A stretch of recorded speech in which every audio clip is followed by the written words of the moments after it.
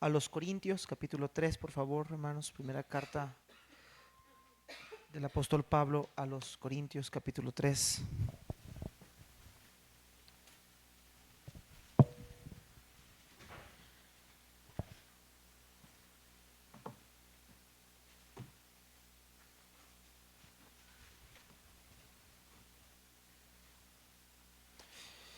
Dice la palabra de Dios, hermanos, 1 Corintios 3, en este día, esta semana, hermanos, quise descansar un poquito de la serie de Pedro y podamos escuchar un poco de algo distinto.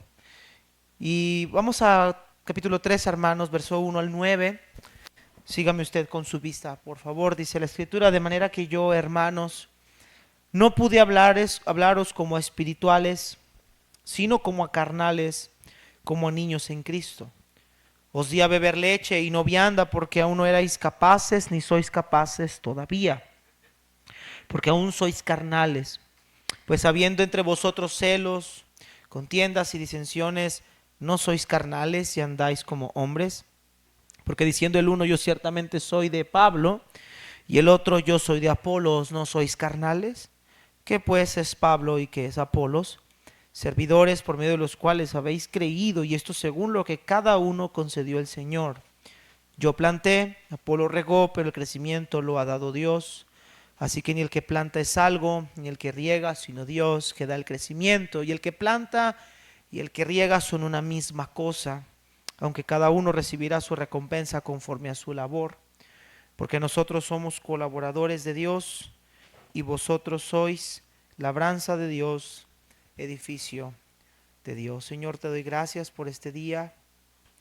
Gracias por este miércoles precioso donde podemos venir a congregarnos. Gracias por este buen grupo de hermanos que hoy tomaron la decisión de venir y escuchar tu palabra, Señor. Qué bendición saber que hay creyentes con la disposición y el deseo de oír tu palabra una vez más. Pero como dice tu palabra, que no seamos oidores olvidadizos, sino que seamos hacedores de ella. Y te pido que hables a nuestro corazón en este tema, Señor, que nos ayudes a contrarrestar y aún evitar, Señor, un daño mayor, no solo en nuestra iglesia, en nuestro servicio, aún en nuestros matrimonios, en nuestras vidas personales, a lo largo de este tema, Señor. Cuida tu iglesia, cuida tu pueblo, Señor, solo tú eres Dios. Y la honra y la gloria, Señor, sean para ti. Padre Celestial, recibe tú la alabanza, recibe el honor, en el nombre de Cristo Jesús.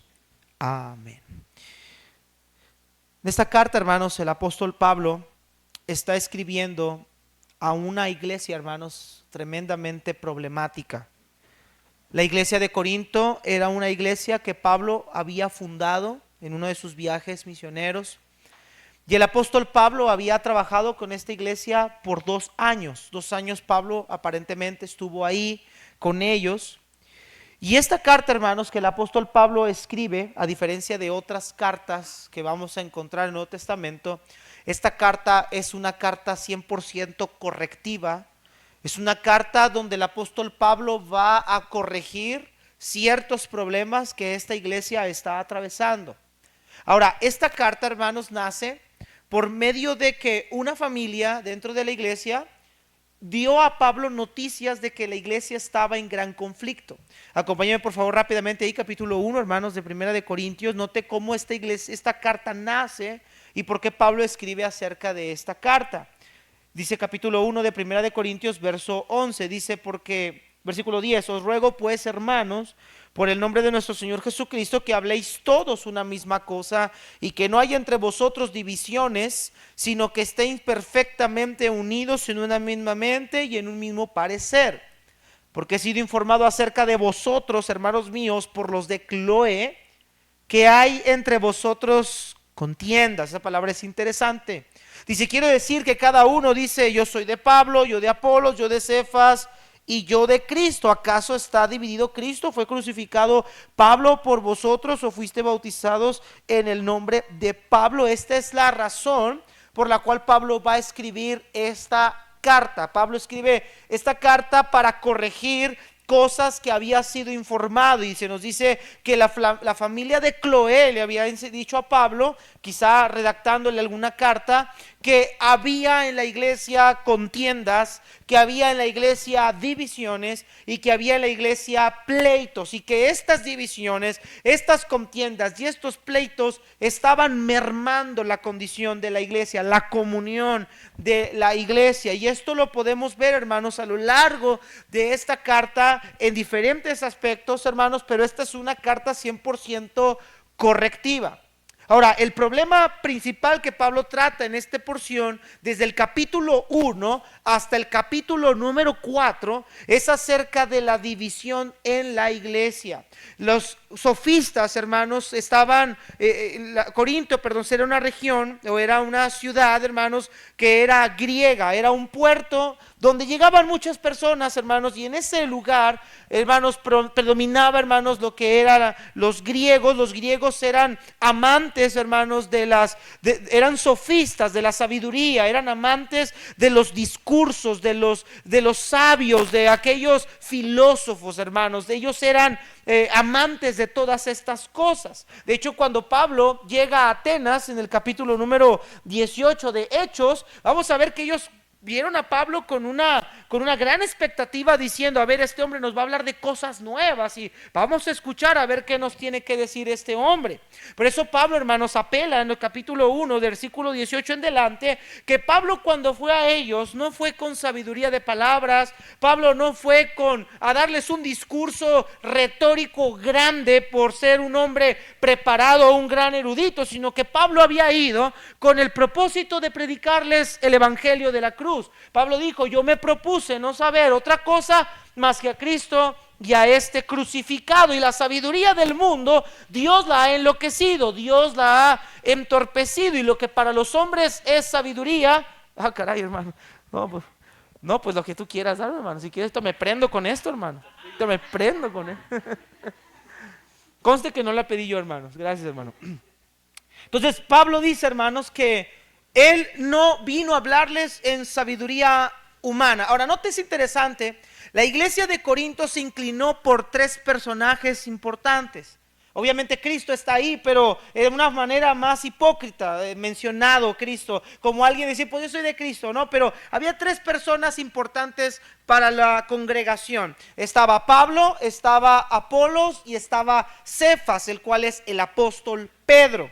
Esta iglesia, hermanos, era una iglesia compuesta por judíos helenísticos, es decir, judíos que habían sido salidos de su tierra, habían salido de su ciudad de Jerusalén y que habían habitado en una región griega y que en cierta manera habían adoptado costumbres de los griegos. Estos son los judíos helenísticos. Los judíos natales, los judíos naturales, son aquellos que nunca salieron de la región de Jerusalén y que tienen el judaísmo arraigado al 100%. Pero esta era una iglesia llena de diferentes culturas, una iglesia llena de diferentes personajes, griegos, judíos helenísticos. Era una iglesia con una cierta mezcla de ciertos lugares. Ahora, era un puerto, Corinto, donde llegaba mucha gente, hermanos, en un lugar no turístico sino comercial. Era muy bueno para el comercio y era muy famoso, era muy conocido Corinto, y había una frase muy común para ir a Corinto: vamos a corintianizar, es decir,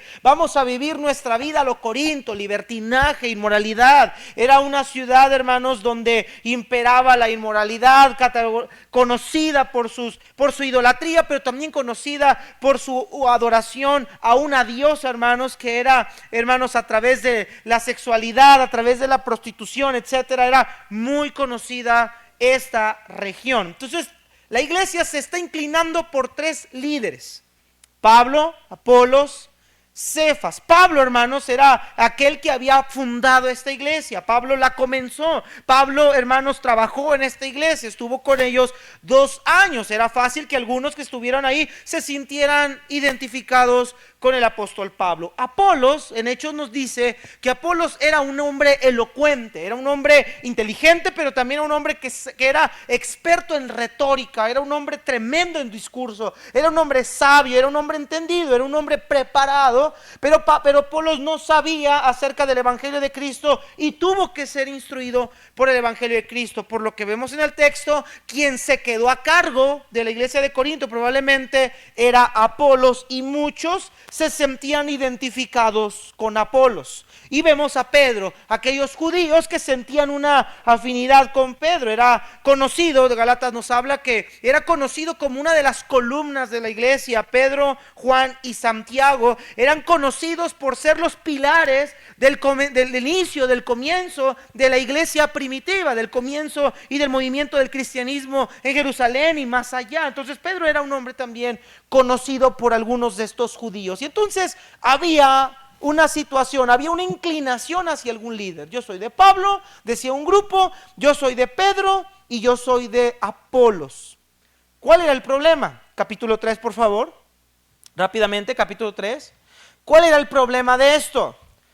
Que esta inclinación hacia algún líder había ido o había llegado más allá. Mire lo que dice capítulo 3, versículo número 3. Porque aún sois carnales, pues habiendo entre vosotros celos, ¿qué más había? Contiendas, disensiones, no sois carnales y andáis como hombres, porque, ahí está la razón, diciendo el uno, yo ciertamente soy de Pablo, el otro, yo soy de Apolos, ¿no sois carnales? O sea, el problema de ello, hermanos, era que esta inclinación la habían llevado a tal grado que los estuvo llevando a contender, los estuvo llevando a sentimientos de celo, a pleitos, a disensiones, que estaban llevando a la iglesia a una gran y clara división. Hermanos amados, déjenme decirle algo aquí y menciona esto. Los siervos de Dios solamente somos hombres. Si hay alguien que debe ser admirado y si hay alguien que debe de ser reconocido, es el Señor Jesucristo nada más. Nosotros solo somos hombres. Nosotros solo somos siervos. Nosotros solamente somos servidores de Dios que estamos de pasada. Y que si Dios quiere en su soberana voluntad, hermanos, el día de mañana quitarme a mí y traer a alguien o levantar a alguien de aquí, Él lo va a hacer y la obra continuará porque la obra es de Dios. El ministerio es de Dios. Pero estos creyentes estaban en una actitud completamente errónea. Su actitud los había llevado a dividirse, los había llevado a contender, los había llevado a pleitar, los había llevado a separarse incluso, hermanos, a dividirse, de tal manera que la iglesia estaba completamente partida.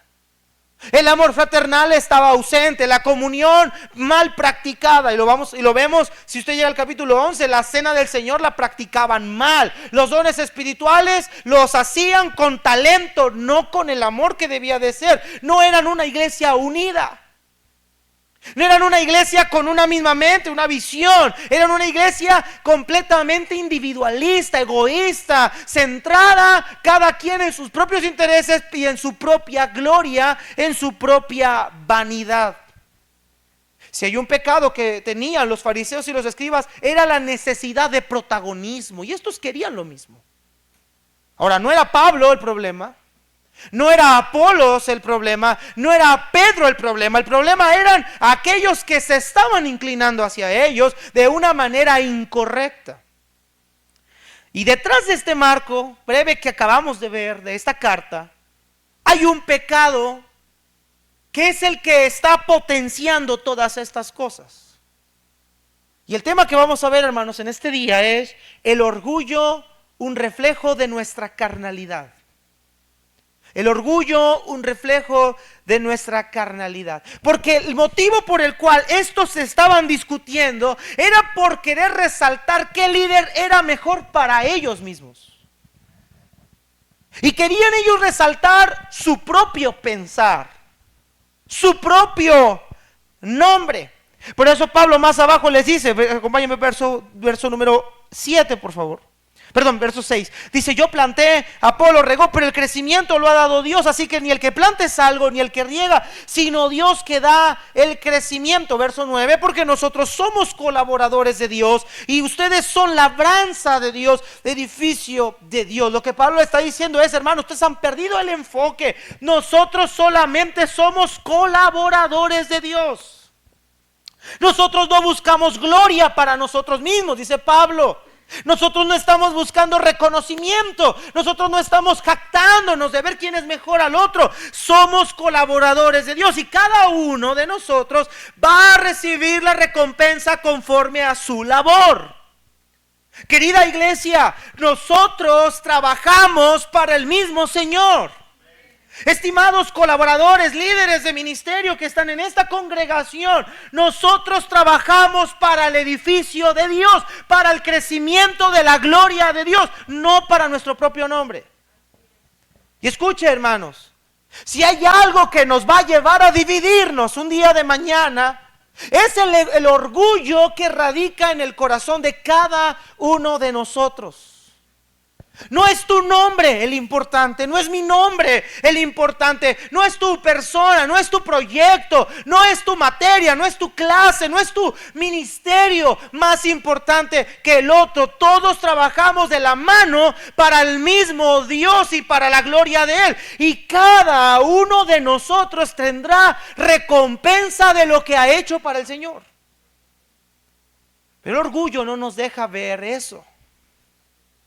El orgullo nos deja ver, a mí nadie me toma en cuenta. El orgullo nos deja ver, es que lo que yo hago no importa. Es que a mí nadie me ha reconocido. Es que a mí nadie me dio gracias. Es que a mí nadie me ha dado una palabra de ánimo. Es que lo que yo hago lo que yo hago en la iglesia nadie lo ve, porque queremos que el hombre lo vea. Pero hermanos, ¿para qué queremos que el hombre lo vea si es Dios el que lo ha visto? El orgullo lo único que nos va a llevar es a una división. Y vamos a dejar de pelear y de perseguir la meta que como iglesia, como congregación, hemos buscado adquirir de nuestras vidas. Ahora, hermanos, el orgullo, a diferencia de algunos otros pecados, es un pecado completamente silencioso. Es un pecado que no es fácil de detectar a menos que el Señor tenga que mostrárnoslo de una manera especial. El orgullo, hermanos, nos lleva a creer que nosotros somos la excepción a la regla. El orgullo nos lleva a pensar que todo lo que yo hago, todo lo que yo digo, todo lo que yo pienso es correcto. El orgullo nos lleva a no aceptar ser corregidos. El orgullo nos lleva a creer que solamente nosotros merecemos, que nosotros somos los únicos que tenemos la razón. El orgullo nos lleva a no querer aceptar o tomar las opiniones de alguien más. Porque el orgulloso dice, esta es mi verdad. Esto es lo que yo creo, esto es lo que yo pienso y a mí no me importa lo que nadie piense, a mí no me importa lo que nadie crea, esta es la verdad, la única verdad. Hermanos, el orgulloso no se da cuenta que entre más empieza a centrarse en sí mismo, más orgulloso se vuelve.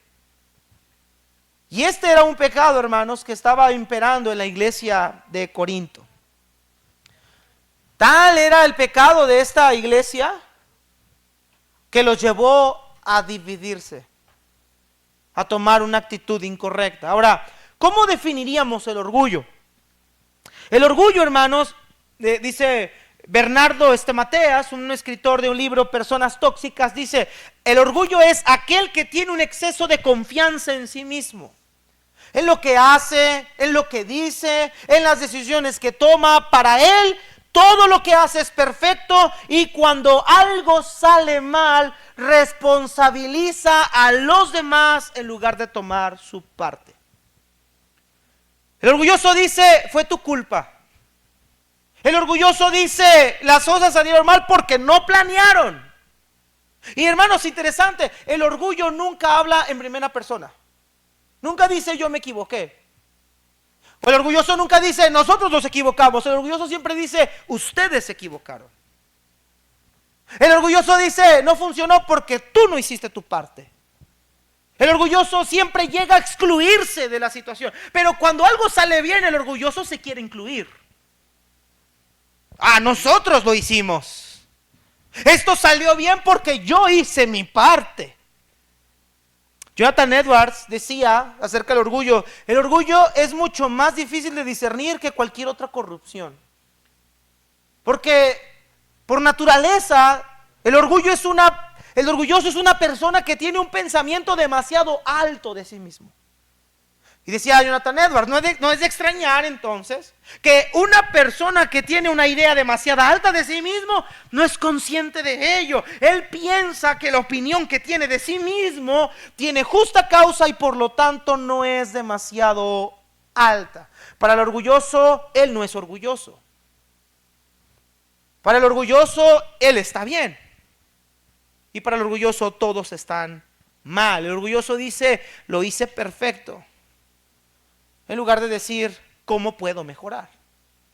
El orgulloso dice, yo no necesito que me enseñen. El orgulloso dice, yo no necesito que nadie me ayude. Yo no necesito que nadie me capacite porque yo ya sé hacer las cosas. El orgulloso no es enseñable. No es enseñable. Mira lo que dice Pablo, hermanos, en Romanos capítulo 12, verso 3. Acompáñenme por favor, hermanos, Romanos 12, 3. Es un pecado serio, hermanos, que debemos de cuidar. Y ahorita vamos a llegar al punto, hermanos, de por qué el orgullo refleja nuestra carnalidad. Lo vamos a ver en este texto de Corintios, pero vamos rápidamente a Romanos 12, 3, hermanos. Es un pecado que si no erradicamos de nuestra vida, hermanos, va a terminar partiendo una iglesia. Mira lo que dice Romanos 12, 3, favor.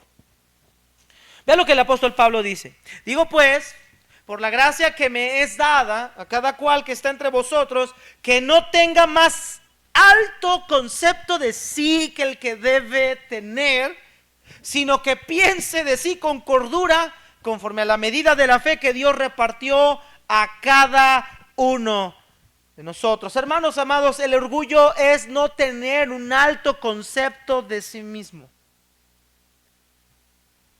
Mire el orgullo, se lo voy a ilustrar de una manera chusca. Imagínate un hombre más feo como los que veo por aquí. No voy a decir quién para que no se sienta mal. No hay feos aquí, ¿verdad? Bueno, imagínate un hombre feo viéndose al espejo diciendo qué guapo soy. Bueno, el orgulloso ¿sabe qué hace el orgulloso? Dice, todos los demás son una bola de pecadores menos yo. El orgulloso dice, todos hacen las cosas mal menos yo. Y aunque el orgulloso no usa esas palabras textuales, aunque el orgulloso muchas veces no dice yo soy mejor que otros, cuando la persona tiene que ser confrontada o cuando la persona tiene que ser corregida y no acepta eso, quiere decir entonces yo estoy bien. El orgulloso nunca siente que necesite cambiar algo. Yo no necesito cambiar, él necesita cambiar. Si él cambia, todo va a estar bien. Como él no cambia, eso no está bien. ¿Alguna vez usted ha mirado los espejos de las ferias? Para los que no, o a lo mejor una película, quizás no lo ha visto, le llaman los laberintos espejos o de espejos. Son unos espejos que te hacen ver de diferentes tamaños, diferentes complexiones. Los que somos gorditos, en uno de ellos nos hace ver flacos y altos, ahí nos queremos quedar. Y los que son flacos y se ven en uno donde se hace ver más musculoso, dice yo aquí me quisiera quedar. El problema con los espejos de feria es que los espejos de feria distorsionan la realidad de lo que tú eres. Pero cuando tú te ves en un espejo real, sale la verdadera imagen de lo que usted es. Hermanos, el orgulloso siempre vive viéndose en un espejo de feria. Siempre cree que es como él cree que es. Y no como Dios y los demás lo perciben. Hay una distorsión de nuestra imagen personal. Nosotros mismos nos estamos distorsionando personalmente. ¿Y sabe qué es lo más peligroso del orgullo? Que el orgullo enceguece. El orgullo no me deja ver con claridad. Mira lo que dice Salmos 19, 12 y 13. Salmos 19, 12 y 13. ¿Quién podrá entender sus propios errores? Dice el salmista. Líbrame. Vea la oración de David. Líbrame de los que me son ocultos. Preserva a tu siervo de las soberbias, que no se enseñoreen de mí. Entonces seré íntegro y estaré limpio de gran rebelión. Hermanos, vea lo que el salmista dice. ¿Quién puede entender sus propios errores? Hermanos, a nadie de los que estamos en este cuarto, a nadie de nosotros nos gusta que nos digan nuestros errores. Hermanos, a nadie de nosotros nos gusta que nos digan que estamos mal. A nadie de nosotros nos gusta que nos corrijan. A nadie de nosotros nos gusta que nos exhorten. A nadie de nosotros nos gusta que la gente sea, que alguien sea mejor que nosotros. A nadie de nosotros nos gusta eso. Pero ve lo que dice el salmista David. Señor, líbrame de esos errores que son ocultos, para poder mirar con la claridad con la que debo de ver. Cuídame de las soberbias y entonces seré íntegro. Entonces estaré libre de pecado. ¿Sabe por qué muchos no cambiamos, no podemos cambiar nuestra vida? Porque creemos que estamos bien. Porque creemos que nosotros estamos bien y que no necesito cambiar nada. Hermano querido, escuche, todos nosotros necesitamos cambiar algo siempre. Todos nosotros debemos mejorar siempre. Todos nosotros debemos perseverar, ser mejores hoy o el día siguiente que el que fuimos un día anterior. Todos nosotros tenemos algo que modificar, pero el orgulloso siente que él ya ha llegado al límite de la perfección. Él cree que ya no tiene nada que cambiar. Ahora, quiero que veamos, hermanos, el orgullo de esta manera. Vamos a 1 Corintios 3, favor, hermanos, versículo 1 al 3. Vamos a ver, hermanos, entonces ahora el orgullo puesto en escena aquí, en este pasaje. Definiendo un poquito lo que es el orgullo, vamos a ver ahora puesto en escena aquí. De manera que yo, hermanos, vea lo que Pablo les dice, no pude hablarles como espirituales, sino como a carnales, como a niños en Cristo. Os di a beber leche y no vianda, porque aún no erais capaces, ni sois capaces todavía, porque aún son carnales. ¿Por qué, Pablo? Porque habiendo entre ustedes celos, contiendas y disensiones, ¿no son carnales y andan como hombres? Lo que Pablo le dice a esta iglesia es: yo no pude hablarles a ustedes como a una persona espiritual. Una persona espiritual es aquella que está controlada, que está dominada, que está bajo la influencia del Espíritu Santo. Son aquellas personas que muestran en su vida las virtudes del Espíritu Santo: amor, gozo, paz, paciencia, benignidad, bondad, fe, mansedumbre, templanza. No reaccionan en sus impulsos, no reaccionan en sus emociones, no reaccionan en su forma de ser, en su forma de sentirse. No son aquellos que dicen: pues yo así soy, así me voy a morir. No, los espirituales son aquellos que siempre están conforme a lo que el Espíritu Santo está en su vida trabajando. Pero Pablo le dice a esta iglesia: yo no pude hablarles a ustedes como a personas espirituales, sino como a carnales. ¿Qué es una persona carnal? Una persona que es salva por la gracia de Dios, pero que sus actitudes, su conducta y su comportamiento es conforme a las obras de su antigua naturaleza. Es decir, que se sigue comportando conforme a los deseos que hay en su haber, en lugar de comportarse conforme a las virtudes del Espíritu Santo. Esa es una persona carnal. En grandes rasgos, es alguien que está controlado, dominado por sus propias pasiones, que reacciona conforme a su temperamento, que reacciona conforme a su manera de pensar, que habla conforme a lo que en su corazón hay, que no tiene un filtro en su boca, que no tiene una palabra de edificación, que no es alguien que puede aceptar cuando está mal. Es una persona que reacciona impulsivamente. Y Pablo dice: yo no pude hablarles a ustedes como a espirituales, sino como a carnales. Y nota eso, hermanos, como a niños en Cristo. Hermanos, el orgullo es una muestra de carnalidad y de inmadurez espiritual. Un niño, hermanos, y Pablo compara a los corintios con un niño, porque un niño no tiene capacidad de discernimiento para ciertas cosas. Un niño, por ejemplo, de 2 años, tú le quitas una paleta o le das algo, el niño reacciona en base a lo que él en ese momento está, porque es inmaduro, porque él no sabe distinguir cuándo y cuándo no debe comer. Tú le dices a tu hijo de 2, 3, 4 años, mi hijo, no comas paleta, has comido mucho dulces, mucho azúcar, se te van a llenar los dientes de caries. Él no entiende eso, él llora porque él quiere la paleta, se emberrincha por una paleta. Porque es inmaduro, no sabe discernir la gravedad del peligro de lo que lo estás guardando. Él reacciona en base a su deseo, y en ese momento su deseo es una paleta. Bueno, Pablo dice a los corintios, ustedes actúan como niños, como personas inmaduras que no han crecido, personas que no han alcanzado un nivel de madurez en su vida espiritual. Hermanos, el orgullo es una muestra de carnalidad y de inmadurez. Es el tope que nos ha impedido crecer, porque una persona orgullosa no va a crecer porque no siente la necesidad de hacerlo. Ve al verso 2.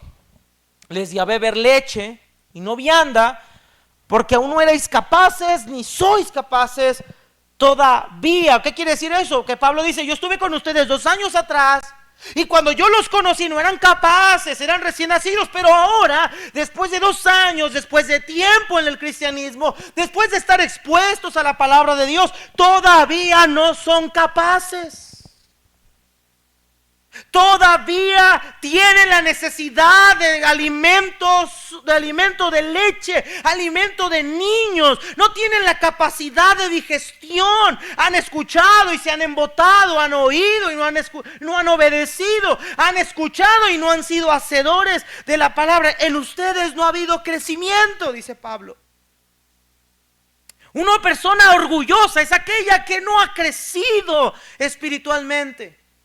Ahora, hermanos, escuche, todos somos vulnerables al orgullo. Cualquier persona en este cuarto que diga, yo no soy orgulloso, es el más orgulloso.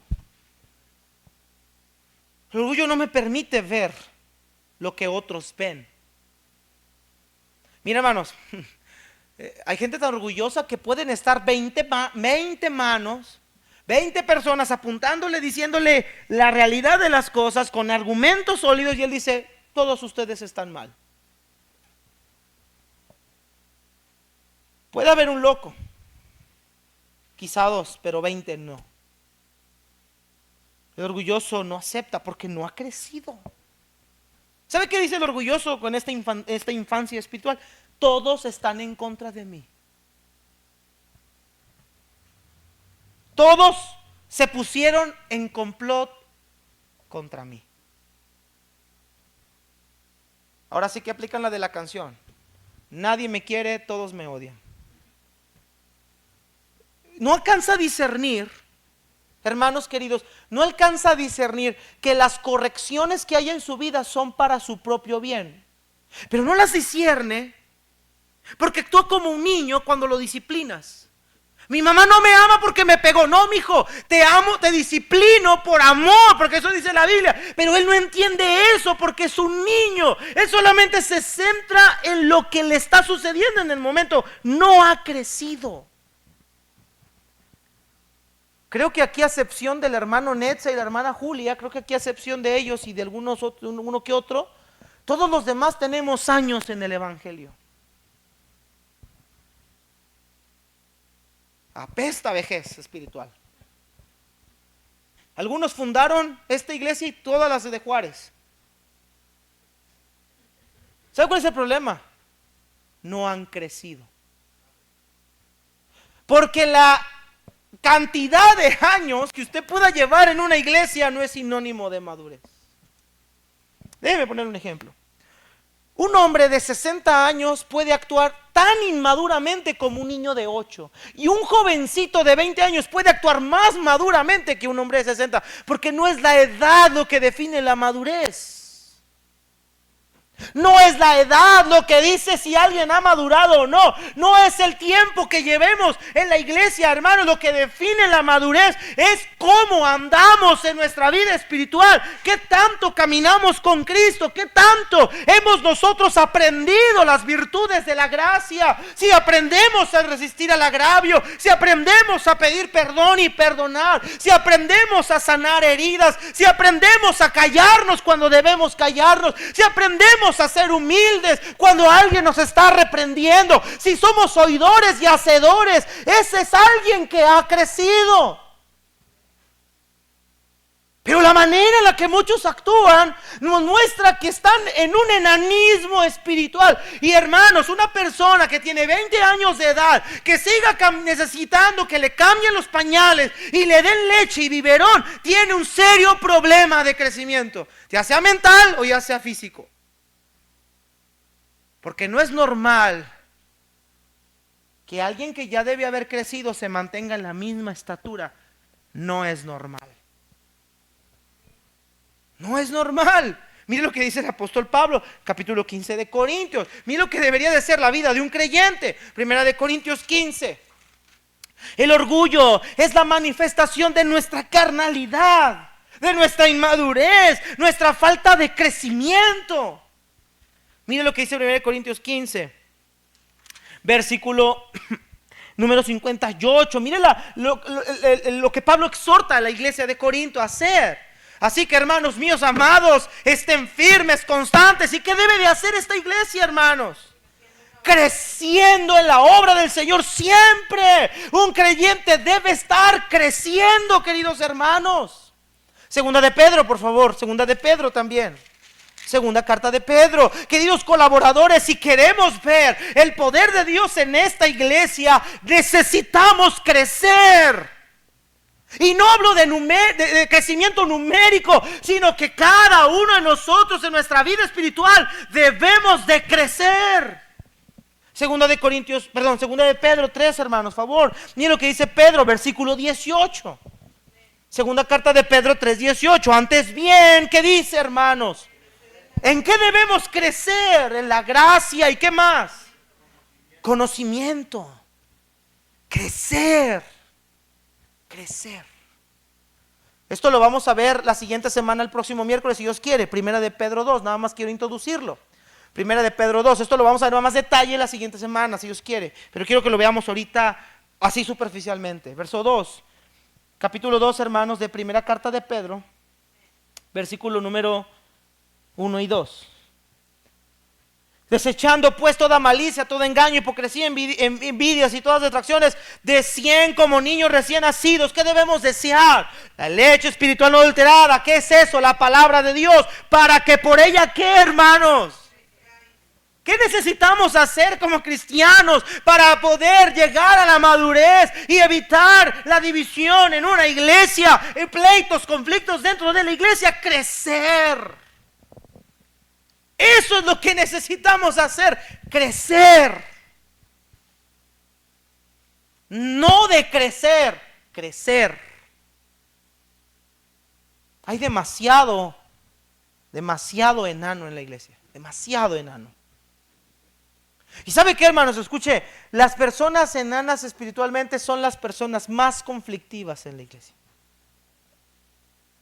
Son las más conflictivas. Verso 3, 1 Corintios 3:3, vea lo que Pablo sigue diciendo. Porque aún sois carnales. No dice serán, dice son. Y si alguien le pregunta a Pablo, ¿por qué dices que soy carnal? ¿Qué argumentos tienes para acusarme? Pues habiendo entre ustedes celos, contiendas y disensiones, ¿no son carnales y andan como hombres? O sea, ¿qué evidencia más quieres para saber que eres carnal, que eres tan inmaduro que tus propias actitudes? Hermanos, la madurez no la define nuestra longevidad en la iglesia. La madurez no la define nuestra apariencia exterior, ni tampoco las canas que usted pueda tener en su cabeza. La madurez la definen sus actitudes. Las actitudes, la manera en la que usted reacciona, definen si usted ha crecido y ha madurado. Es que todos están contra mí, es que nadie me quiere, es que fulanita no me quiso ayudar porque es sangrona, es que el pastor me regañó sin argumentos, es que todo el mundo me está criticando, todo el mundo me dice, todo el mundo nadie le parece, lo que digo nadie me toma en cuenta. Hermano, eso solamente son síntomas de que usted no ha crecido. Ahora, hermano, escuche, cada uno de los que estamos aquí pensamos de una manera muy diferente en ciertas cosas de la vida. No siempre vamos a estar de acuerdo en todas las cosas. Yo puedo estar de acuerdo con, vamos a poner un ejemplo, yo puedo estar de acuerdo con el pastor Campana en muchas cosas, pero en otras no estoy de acuerdo. Pero no porque yo esté de acuerdo con muchas cosas quiere decir que esos son argumentos para poder entrar en una pelea y en una división. Muchos de nosotros nos estamos peleando por cosas que no deberíamos ni siquiera de pelearnos, que son absurdas y ridículas. Que si fulanita, que si sultanito, que si manganito, que si aquel, que si allá, que si no me dieron, que si no me invitaron, que si no me llevaron. Y actuamos como niños chiquitos. Estamos peor que los de cunas, porque al menos los de cunas se pelean porque son bebés. Nosotros no somos bebés. No podemos entablar un diálogo, no sabemos hablar, no sabemos pedir perdón, no sabemos hacer una llamada, no sabemos aclarar una situación, no sabemos, a ver, necesito hablar contigo, algo pasó. No, actuamos como pubertos cuando estamos en la escuela. No te juntes con aquel, este es mi grupito, este es el grupito de aquel. Empezamos a actuar como niños infantiles.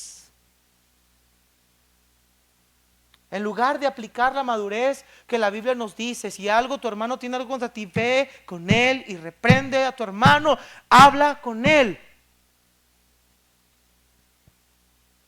Habla con él. No. Empezamos a hacer una guerra contra él o ella. Y cuando ya abrimos la boca además, y cuando ya causamos mucho daño con nuestras palabras y nuestras actitudes, y cuando ya entendemos el contexto de la situación, entonces andamos diciendo, perdónenme, dije cosas que no debí decir. ¿Y sabe qué la Biblia le llama eso? A una persona imprudente, fatuo de entendimiento, insensato. Hablar sin saber, hablar sin un contexto claro, porque el orgullo no nos deja hablar. ¿Y por qué tengo que hablar con él?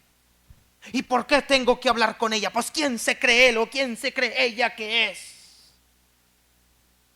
Cuando él va con las vacas, yo ya traigo la crema y el queso.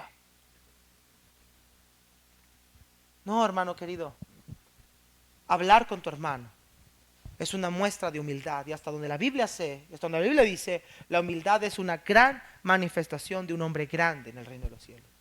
¿Por qué? Porque es la misma imagen de nuestro Salvador. Aprende de mí que soy manso y humilde de corazón. ¿De dónde viene el orgullo? Santiago 4:1. Los pleitos que estaban siendo desatados, impulsados por el orgullo de cada uno. ¿De dónde viene? Santiago 4:1, por favor.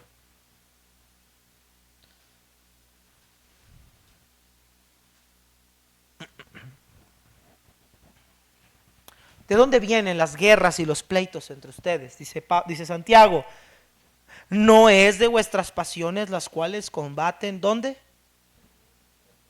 Hermanos, el orgullo viene a través de nuestra naturaleza pecaminosa, las pasiones que hay en nosotros.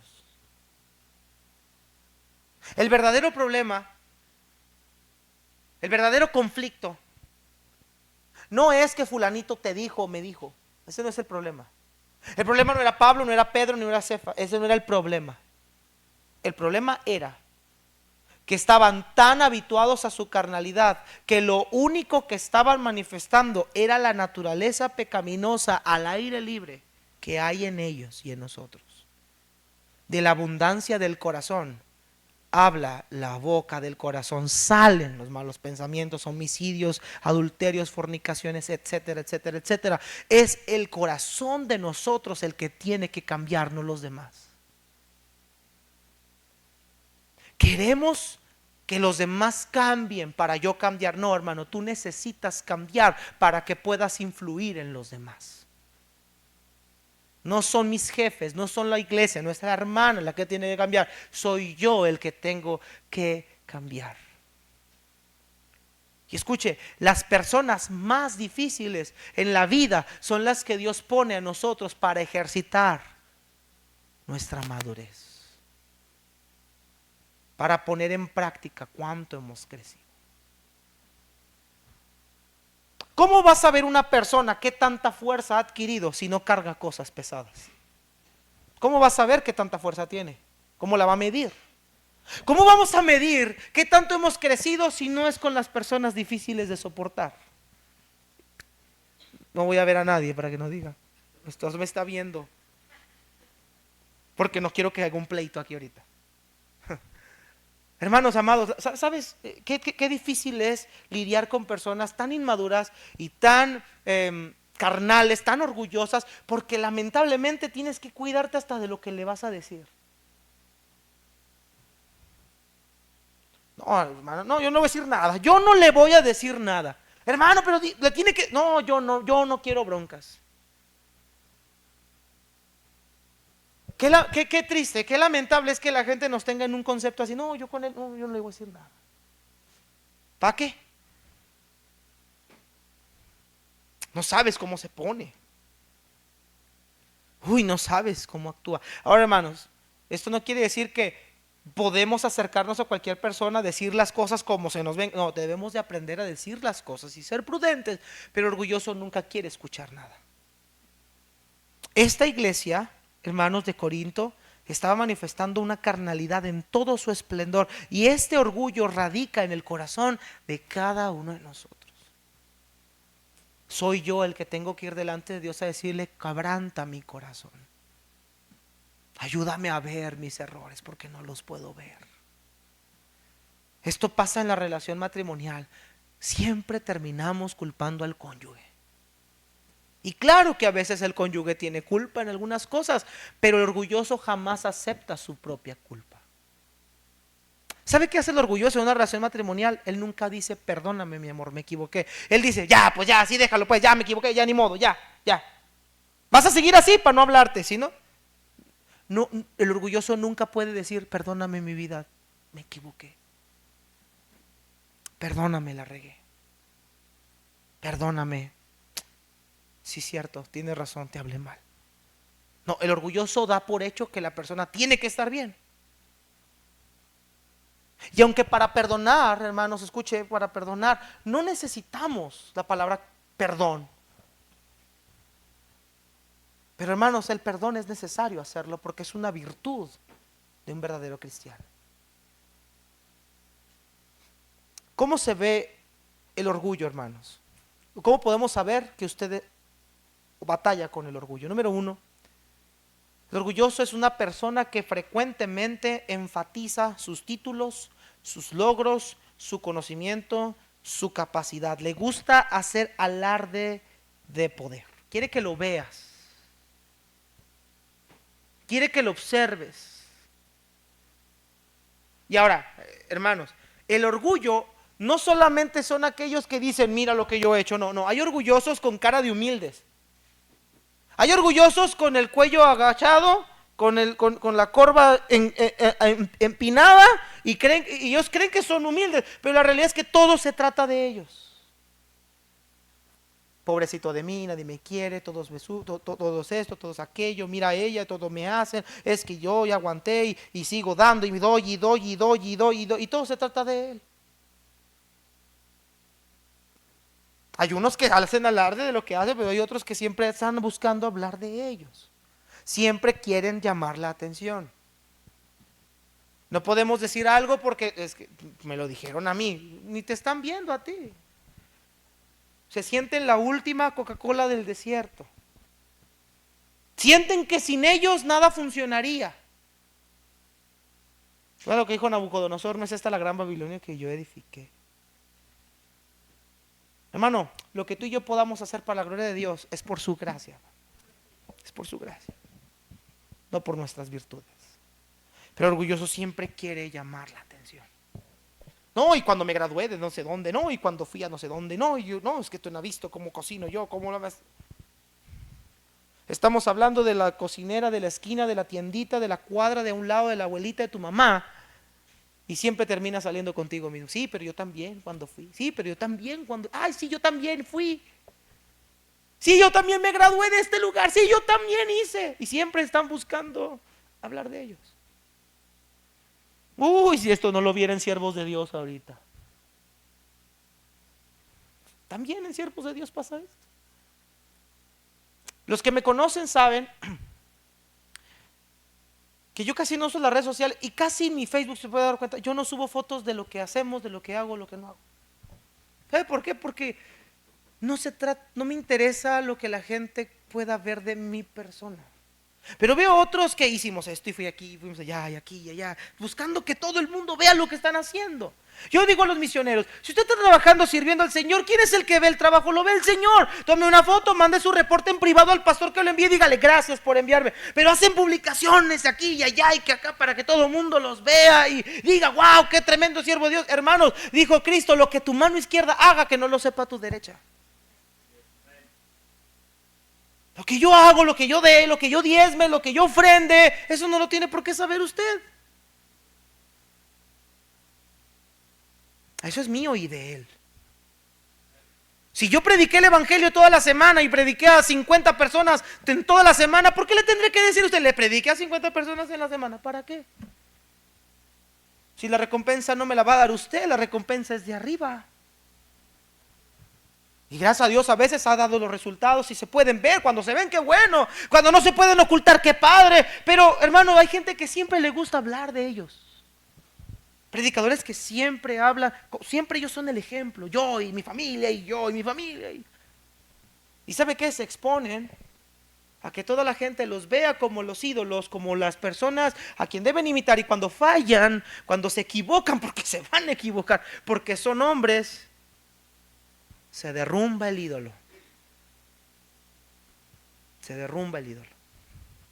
Número 2, el orgulloso no tolera ningún tipo de observaciones o señalamientos. Mira lo que dice Eclesiastés 4:13, por favor, hermanos. Rápidamente, hermanos, Eclesiastés 4:13. Si usted se está identificando con esta lista, usted el día de hoy tiene una grande razón para decirle al Señor dos cosas. Uno, perdóname, Señor. Y número 2, cambiar. Porque si usted tiene estas manifestaciones de orgullo, usted es una persona altamente peligrosa para dividir el cuerpo de Cristo. Mira lo que dice Eclesiastés 4:13.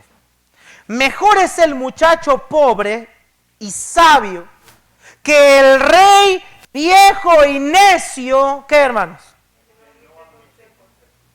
No hables a oídos del necio, porque menospreciará la prudencia de tus razones, dice Proverbios 23:9. No acepta consejos. No acepta observaciones o señalamientos. ¿Sabe qué responde? ¿Y tú quién eres?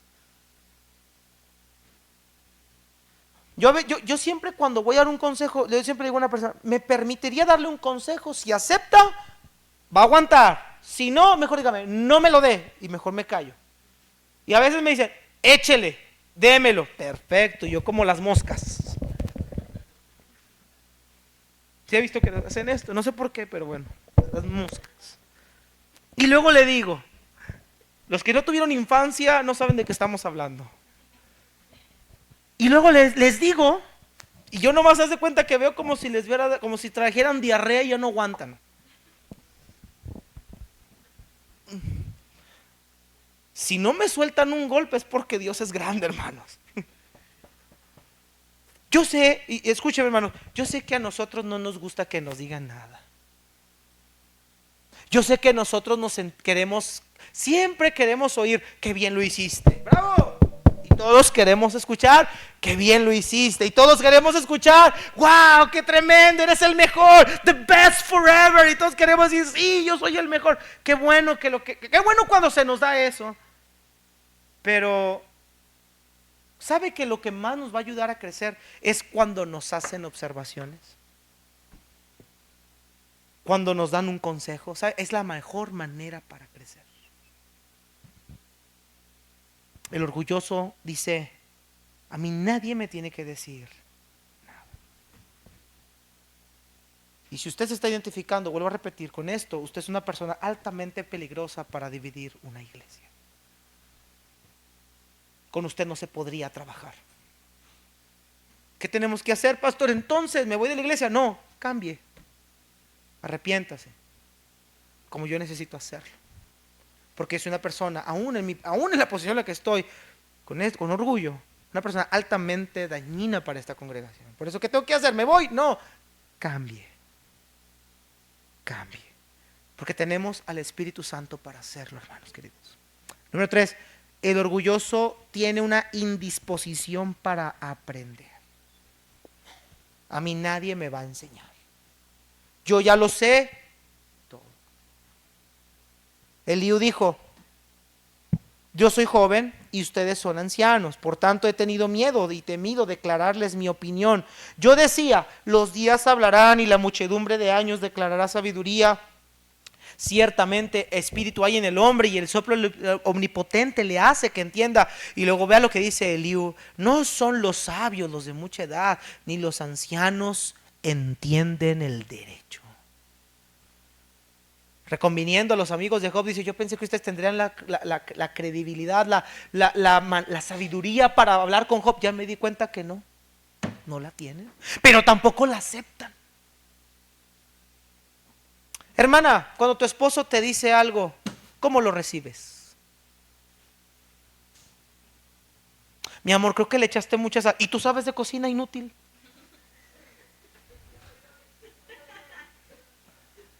Pasando por ahí escuché a alguien decir eso, ¿cierto?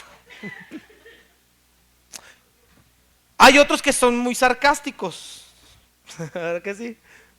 Ah, caray, yo no sabía que tenías un diplomado en mecánica. Y dice,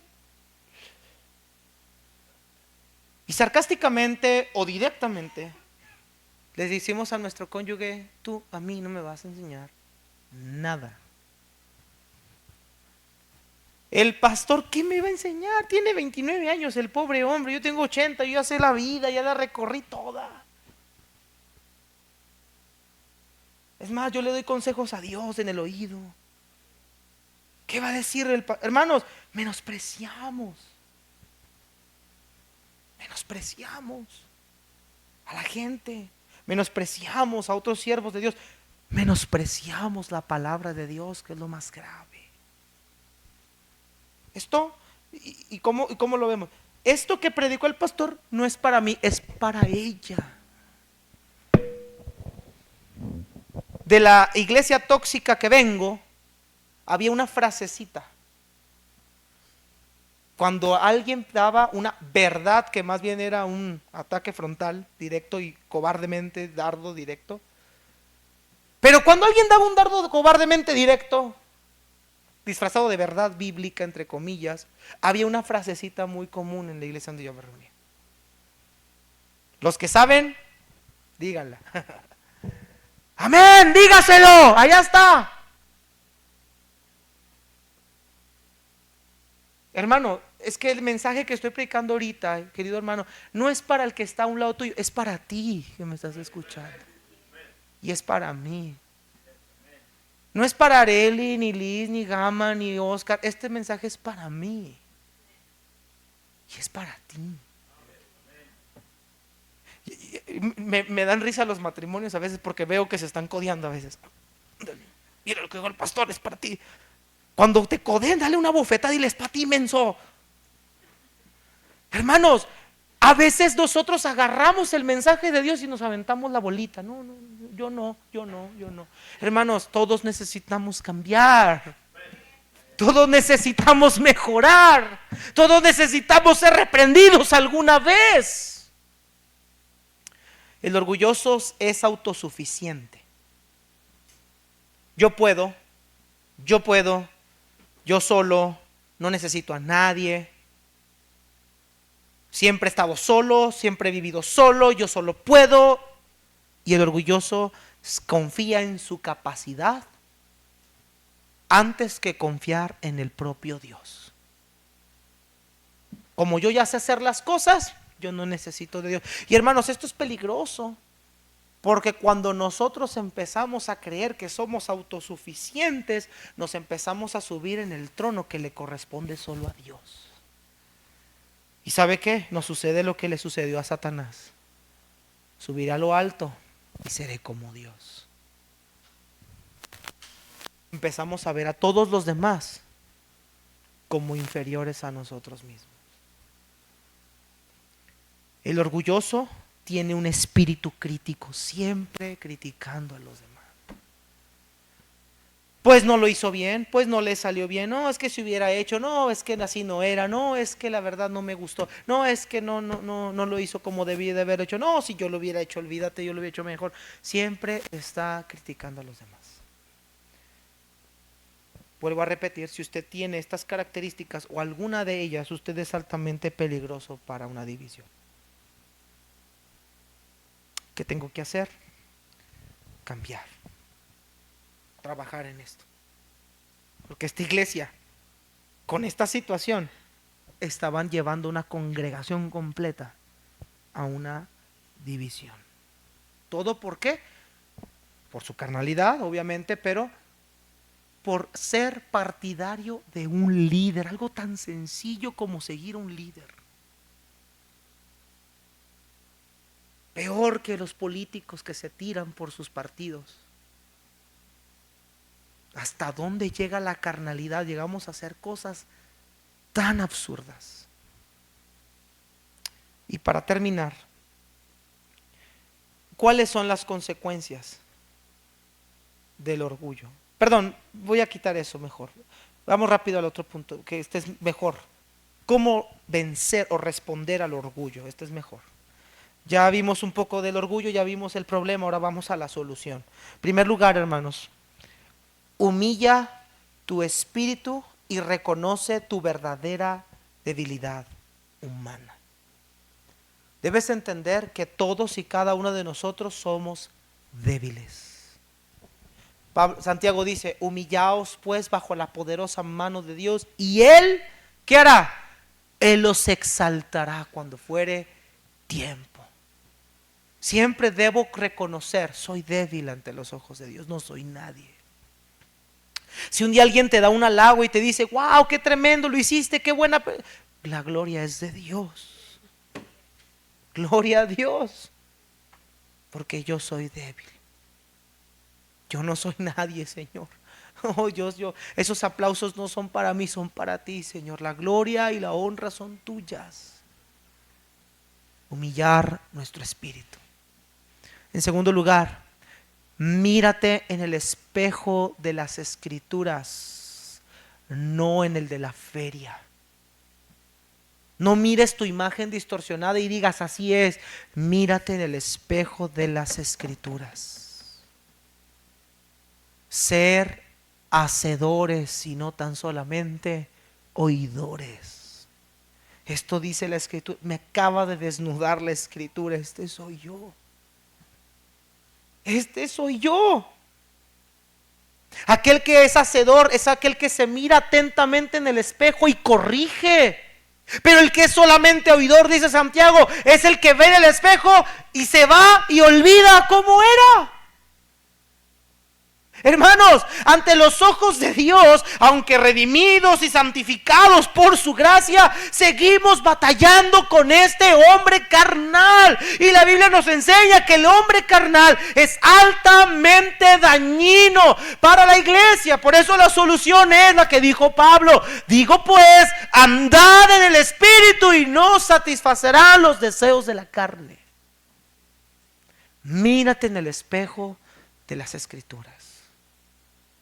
Cuando sientas que vales algo, mírate en el espejo de las Escrituras. Cuando te sientas mejor que otro, mírate en las Escrituras. ¿Qué dicen las Escrituras? No mirando cada uno por lo suyo propio, sino cada cual también por lo de los otros. ¿Qué dicen las Escrituras? Dijo Nabucodonosor: ahora yo alabo y exalto al Dios Altísimo, porque Dios puede humillar a los que andan con soberbia. Mírate ahí. Me encanta este proverbio 21:4, para los que están anotando. Antes del quebrantamiento es la soberbia, y antes de la caída la altivez de espíritu. Hermano, incluso el pecado de la soberbia y el orgullo es el pecado por el cual Satanás cayó en Isaías. No voy a mencionar el versículo porque así se llama mi esposa. Y le echamos carrilla por eso. Pero hermanos, Satanás cayó porque él dijo en su haber: seré como Dios. Y interesante, con esa misma mentira le dijo a Eva: es que Dios no quiere que ustedes sean como Dios. Pero si comes del fruto del árbol del huerto, serán como Dios. Orgullo, altivez, soberbia. Siguiente: confiesa al Señor todas aquellas actitudes de orgullo que has tenido. Algunas las acabamos de ver, quizá hay otras más. Déjate controlar por el Espíritu Santo. Llénate de tu palabra, llénate de la oración. Todos los días medita en la Escritura, medita en lo que la Biblia dice. Siempre reconoce que Dios es quien merece la honra y la gloria. Sigue el ejemplo de Cristo. Pablo dijo: haya pues en vosotros este sentir que hubo también en Cristo Jesús, el cual, siendo en forma de Dios, no estimó el ser igual a Dios como cosa que aferrarse, sino que se despojó a sí mismo. ¿Sabes qué nos hace falta? Vaciarnos de nosotros mismos.